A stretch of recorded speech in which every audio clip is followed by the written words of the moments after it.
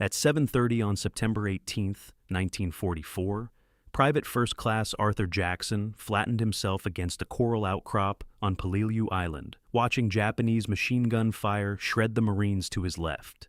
19 years old, 3 days on the island, 0 confirmed kills. The Japanese had constructed 12 reinforced concrete pillboxes in a half-moon arc along the southern peninsula, each sheltering 5 to 35 enemy soldiers. 3 days earlier, the 1st Marine Division had landed on Peleliu, expecting a 4-day operation. Major General William Rupertus had assured his men they would secure the island by the weekend. He was wrong by 70 days. On D-Day alone, nearly 1,300 Marines fell on the beaches. The Japanese had changed tactics. No more banzai charges, no more suicidal rushes into American machine gun fire. Instead, Colonel Kunio Nakagawa had built a fortress. His 10,000 defenders waited in caves and concrete bunkers connected by 500 yards of tunnels. They let the Americans come to them. Subscribe to keep these untold stories of moral courage alive. Hit that bell so you never miss when history whispers what textbooks won't say. By September 18th, the 1st Marine Regiment had taken 70% casualties.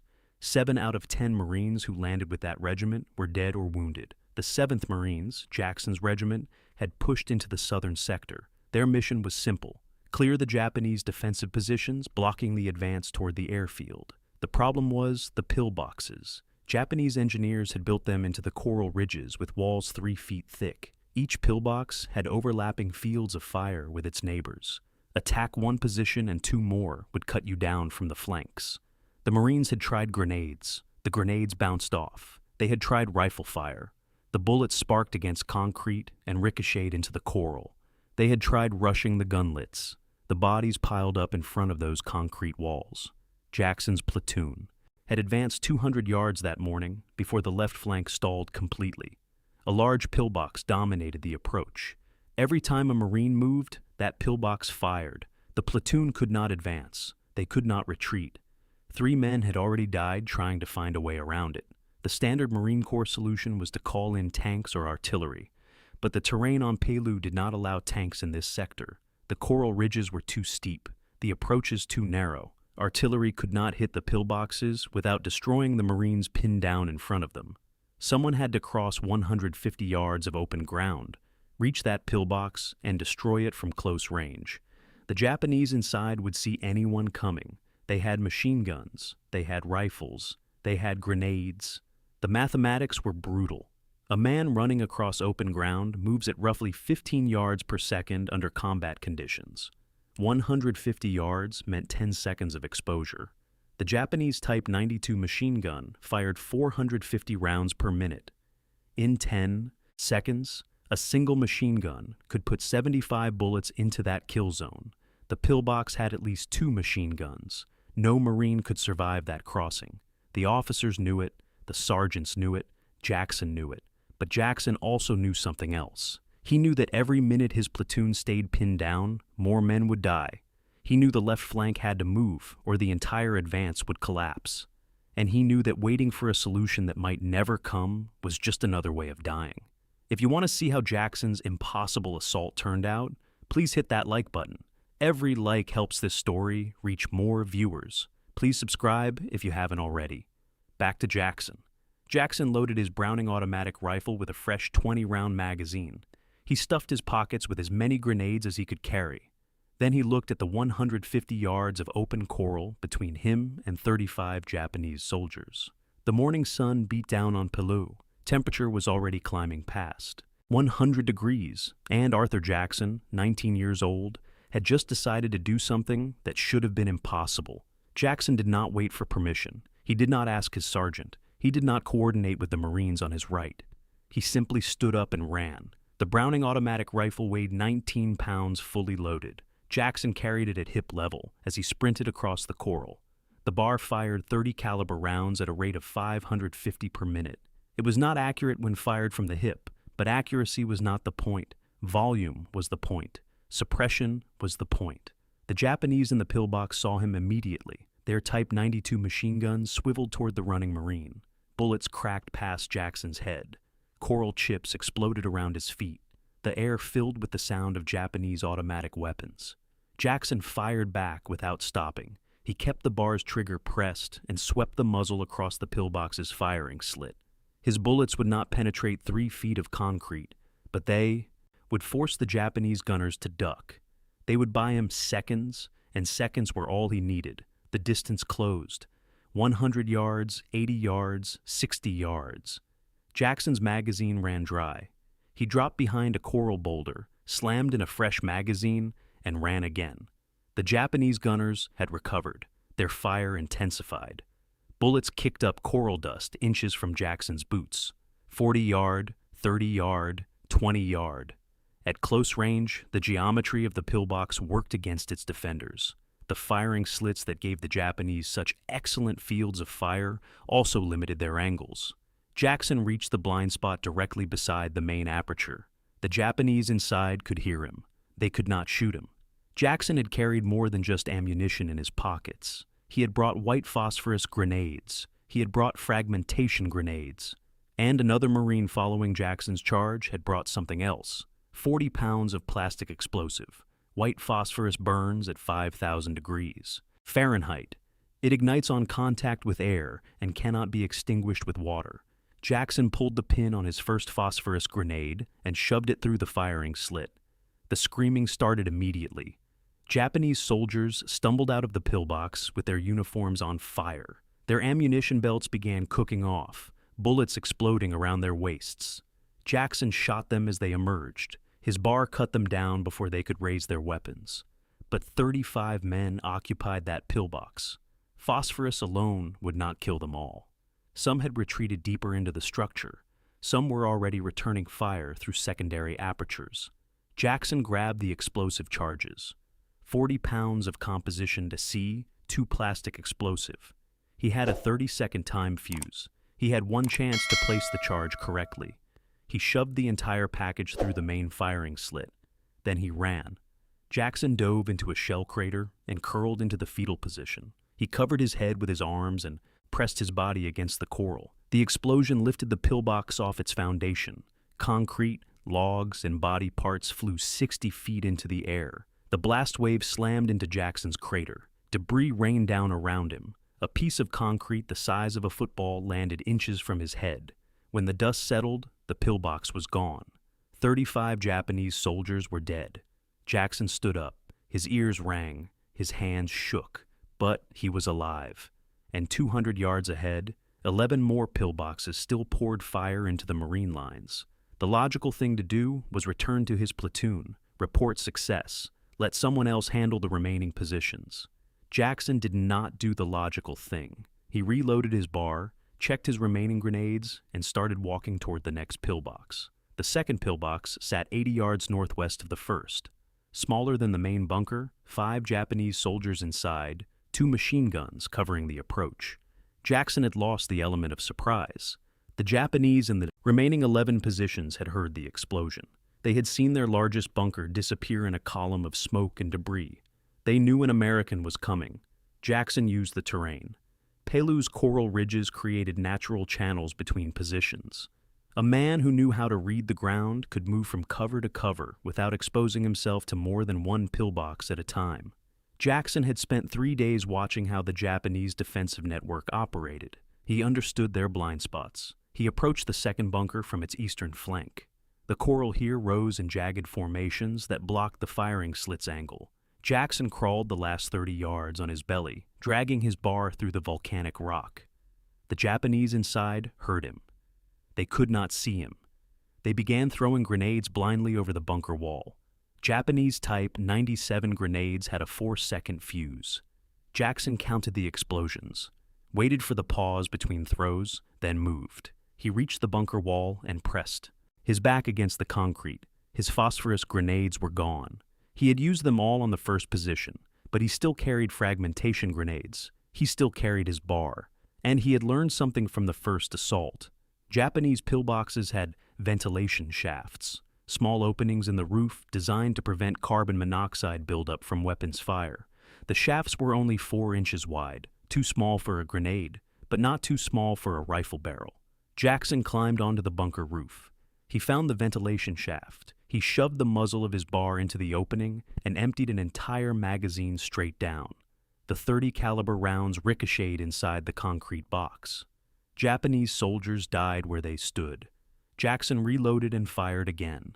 20 more rounds into the darkness below. When he dropped back to the ground, no one inside was moving. 2 pillboxes down, 10 remaining. The third and fourth position sat close together, mutually supporting. Each one covered the others. Approach. Standard Japanese defensive doctrine. Kill the men attacking your neighbor. Jackson could not assault one without being shot by the other. He solved the problem with geometry. The 2 bunkers faced southwest toward the Marine lines. Their firing slits covered a 120-degree arc, but directly between them, a narrow corridor existed where neither bunker could bring its weapons to bear. The corridor was only 8 feet wide. A man would have to move through it perfectly straight, or catch bullets from one side or the other. Jackson ran the corridor at full sprint. He reached the third bunker before its defenders could reposition their guns. He jammed his bar into the firing slit and fired until the magazine clicked empty. He threw his last fragmentation grenade through the aperture. Then he moved to the fourth bunker and repeated the process. 4 pillboxes destroyed. Approximately 55 Japanese soldiers dead. Jackson had been fighting for less than 20 minutes. His ammunition was running low. His bar had jammed twice from overheating. The barrel was so hot it burned his hands through the wooden foregrip. He had no more grenades, no more explosives. A logical man would have stopped, fallen back, resupplied. But Jackson had seen something during his assault on the fourth bunker. Through the smoke and dust, he had spotted Marines from his platoon beginning to move forward. His attack was working. The left flank was advancing. If he stopped now, the remaining 8 pillboxes would pin down those Marines exactly as they had pinned down Jackson's platoon an hour earlier. More men would die in front of those concrete walls. Jackson looked at his ammunition count. 3 magazines, 60 rounds, 8 bunkers remaining. The mathematics no longer made any sense, but Jackson started moving anyway. The 5th pillbox was different, larger than the 2nd, 3rd, or 4th, not as big as the 1st. But this one had something the others lacked, a rear entrance. Japanese defensive engineers had learned from American tactics. Marines liked to assault bunkers from the flanks where the firing slits could not reach. So the engineers built escape routes, tunnels connecting pillboxes to rear trenches. If Americans attacked from one side, defenders could retreat, reposition, and counterattack. Jackson did not know about the tunnel. He approached the 5th bunker using the same tactics that had worked before. Find the blind spot, close the distance, kill everyone inside. He reached the bunker wall, pressed his back against the concrete, prepared to climb to the roof and find the ventilation shaft. A Japanese soldier came out of the ground 5 yards behind him. The rear tunnel exit was camouflaged with coral rocks and palm fronds. Jackson had walked right past it. The soldier emerged with a bayonet fixed to his Arisaka rifle. He lunged at Jackson's back. Jackson spun and fired from the hip. The bar's .30 caliber rounds hit the Japanese soldier in the chest. The man fell backward, into his own tunnel entrance, but the noise had alerted the bunker's defenders. Jackson heard shouting inside, heard boots scrambling on concrete. He had seconds before more soldiers came through that tunnel. Jackson dropped to one knee and fired into the tunnel entrance. The narrow passage channeled his bullets. Anyone inside took rounds directly. He burned through an entire magazine in 4 seconds, slammed in his second-to-last mag, kept firing. When the shooting stopped, 3 Japanese soldiers lay dead in the tunnel. The 5th pillbox had gone silent. 5 down, 7 remaining. But Jackson's situation had changed. The Japanese in the remaining positions now knew his location. They knew his tactics, and they had radios. Colonel Nakagawa had established a communication network across Peilu's defensive positions. Each bunker could report to a central command post. The command post could coordinate counterattacks, could redirect fire, could send reinforcements. Jackson did not know that runners were already moving through the Japanese tunnel network. He did not know that Nakagawa's officers had identified the single American who was systematically destroying their southern perimeter. He did not know that the remaining 7 pillboxes had received orders to concentrate their fire on one target. What Jackson knew was simpler. He knew that Marines were advancing on his right. He could hear their rifles. He could hear their sergeants shouting orders. His assault had broken the defensive line's cohesion. The Japanese could no longer coordinate their fire against multiple threats. They were reacting instead of controlling. The 6th pillbox sat on elevated ground, a coral ridge 15 feet higher than the surrounding terrain. The position gave its defenders excellent visibility. They could see Jackson coming from 200 yards away. Jackson could not sneak up on this one. He could not find a blind spot. The Japanese had clear sight lines in every direction. He had 1 magazine. Left, 20 rounds. A Marine rifle squad appeared on Jackson's right. 6 men who had pushed through the gap Jackson had created. Their sergeant saw Jackson crouch behind a coral boulder, saw the elevated bunker, saw the impossible geometry. The sergeant did not give orders, did not coordinate. He simply pointed at the bunker and led his men forward. 6 Marines and Jackson attacked simultaneously from 2 directions. The Japanese gunners could not cover both approaches. They chose to fire on the larger group, the rifle squad.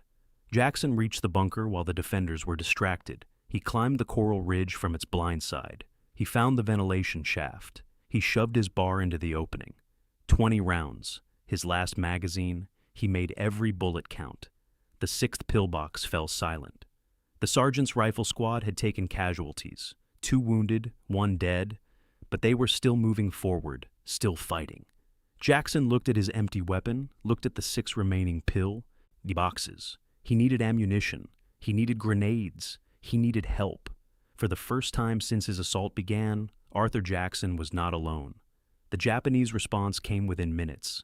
Colonel Nakagawa's command post had tracked the destruction of 6 defensive positions in less than 30 minutes. 1 American had killed approximately 60 soldiers. The southern perimeter was collapsing. Nakagawa faced a tactical problem. His defensive doctrine depended on interlocking fields of fire. Each pillbox protected its neighbors. Remove 1 position and the network weakened. Remove 6 and gaps appeared large enough for entire Marine platoon to exploit. The colonel dispatched a counterattack force, 40 soldiers from his reserve company. Their orders were simple: seal the breach, kill the Marine who had caused it, restore the defensive line. Jackson did not know reinforcements were coming. He was busy scavenging ammunition from dead Japanese soldiers. Arisaka rifles used different ammunition than his. Bar useless. But Japanese soldiers also carried grenades. Jackson collected 7 Type 97 fragmentation grenades from the bodies around the 6th pillbox. He collected 2 Type 99 magnetic mines designed for use against tanks. He could not find more bar magazines, but he had found a dead Marine's M1 Garand near the 3rd bunker. The Garand held 8 rounds of .30 caliber ammunition, same caliber as his bar. Jackson improvised. He stripped ammunition from the Garand's clips and hand-loaded individual rounds into his empty bar magazines. Slow work, tedious, but it gave him 40 rounds. 2 full magazines. The rifle squad that had helped him take the 6th pillbox was reorganizing. Their sergeant had been hit in the shoulder, still functional, still giving orders through hand signals. The squad had lost 1 man dead and 2 wounded. 3 Marines remained combat effective. Jackson and the 3 Marines prepared to assault the 7th pillbox when the Japanese counterattack hit. 40 soldiers emerged from a tunnel entrance 200 yards north. They moved in 2 columns. No bonsai charge, no screaming, just disciplined infantry advancing through the coral ridges with rifles ready. The Marines saw them first. The squad's barman opened fire. His weapon jammed after 3 rounds. Coral dust had followed the mechanism. He dropped behind cover and began clearing the stoppage. Jackson stepped into the gap. He braced his bar against the coral outcrop and fired controlled bursts. 5 rounds. Pause. 5 rounds. Pause. He could not afford to waste ammunition. Every bullet had to hit. The Japanese formation scattered. Soldiers dove behind rocks. Others pushed forward, trying to close the distance. Their own fire intensified. Bullets cracked overhead. Coral fragments sprayed Jackson's face. The 3 Marines added their Garands to the fight. 8-round clips. Aimed fire. The distinctive ping of empty clips ejecting punctuated the chaos. Japanese soldiers fell, 10-15. But more kept coming. They had numbers. They had discipline. And they had orders to retake this ground at any cost. Jackson's first magazine ran dry. He reloaded his last 20 rounds. The Marines were down to their final clips. The squad's barman had cleared his jam, but had only one magazine remaining. The mathematics had turned against them again. 4 Americans with perhaps 60 rounds between them, against 25 Japanese soldiers still advancing. Then the coral ridge behind the Japanese erupted in explosions. The 7th Marines had pushed 3 rifle platoons through the gaps Jackson had created, 40 men with rifles, bars, and grenades. They had circled behind the Japanese counterattack force. They had waited for the right moment. That moment was now. The Japanese found themselves caught between 2 American forces, Jackson and his 3 Marines in front, 40 Marines behind. The crossfire was devastating. Japanese soldiers fell in clusters. Some tried to retreat to their tunnel entrance. Marines cut them down before they reached it. In less than 3 minutes, the counterattack was over. 40 Japanese soldiers lay dead on the coral. The southern perimeter's last reserve was gone. 6 pillboxes remained. And now Jackson had ammunition. He had grenades. He had 40 Marines ready to follow him into the final positions. The largest bunker complex on the southern peninsula sat 300 yards ahead. 3 pillboxes arranged in a triangle, mutually supporting, heavily manned. The Japanese had concentrated their remaining defenders in this final strong point. Jackson checked his weapon, checked his grenades, looked at the Marines forming up around him. The last fight was about to begin. The triangle formation was the strongest Japanese defensive position on the southern peninsula. 3 pillboxes, each one covering the approaches to the other 2. Approximately 30 soldiers divided among the 3 bunkers, plus a network of rifle pits and fighting holes connecting the positions. Standard Marine doctrine called for preparatory bombardment before assaulting a fortified position of this size. Naval gunfire, air support, at minimum, a barrage from the regiment's mortar platoon. None of that was available. The naval guns had moved on to support operations elsewhere. Marine corsairs were busy attacking targets on the northern ridges. The mortar teams could not fire without hitting the Marines already advancing through the area. 43 Americans would take the triangle with rifles, grenades, and 1 man who had already proven that concrete walls could not stop him. Jackson organized the assault in less than 2 minutes. He used hand signals, pointed at positions, divided the Marines into 3 groups. Each group would attack 1 pillbox simultaneously. Jackson would take the center bunker, the largest one, the one with the best fields of fire. The Marines moved out at 0847. They had been fighting for over an hour. The temperature had climbed past 105 degrees. Dehydration was becoming a factor. Several men showed signs of heat exhaustion. They kept moving anyway. Jackson led his group of 12 Marines toward the center pillbox. The approach required crossing 60 yards of open ground. No cover, no concealment, just volcanic rock baked white by the Pacific sun. The Japanese opened fire when the Marines were halfway across. 2 men fell in the first 3 seconds, 1 dead, 1 wounded in the leg. The remaining 10 kept running. They had learned from Jackson's earlier assaults. Speed was survival. Hesitation was death. Jackson reached the bunker wall first. He pressed against the concrete and pulled the pin on a Japanese grenade. The Type 97 had a 4 to 5 second fuse. He counted to 2, threw the grenade through the firing slit, ducked. The explosion silenced 1 machine gun, but the bunker had 2 firing positions. The second gun kept shooting. Marines outside were dying. Jackson pulled another grenade, counted, threw, another explosion. The second gun went quiet. He climbed to the roof and found the ventilation shaft, shoved his bar into the opening, emptied his magazine into the darkness below. Screams echoed up through the concrete, then silence. The center pillbox was dead. On his left, the first assault group had reached their target. A Marine corporal had shoved a satchel charge through the firing slit. The explosion collapsed half the bunker's roof. Japanese survivors stumbled out into Marine rifle fire.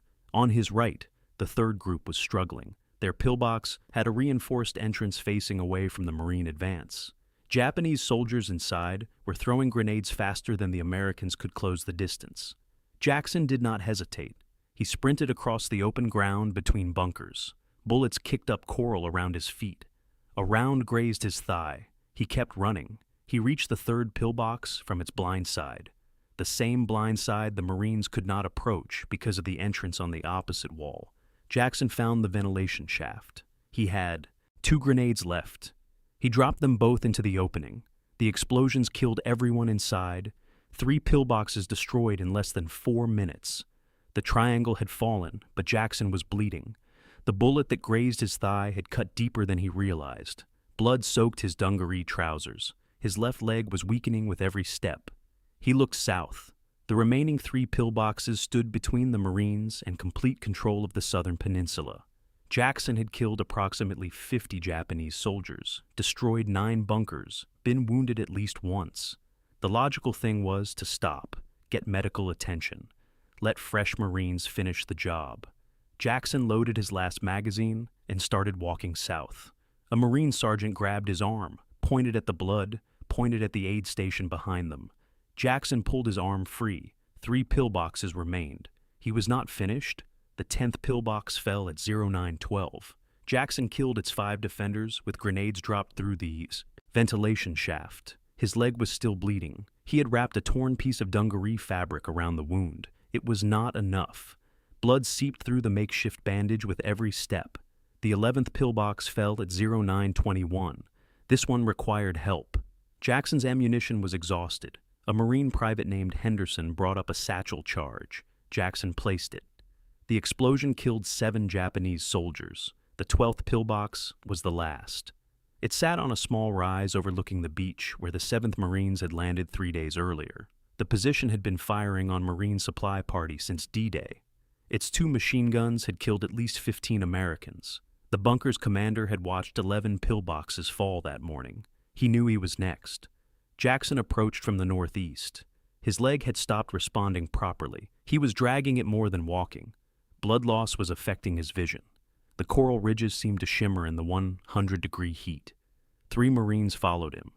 They had refused to let him assault the final position alone. 1 carried extra grenades, 1 carried a flamethrower, 1 carried a bar with ammunition to spare. The Japanese opened fire at 100 yards. The Marine with the BAR returned fire, suppressive bursts that forced the enemy gunners to duck.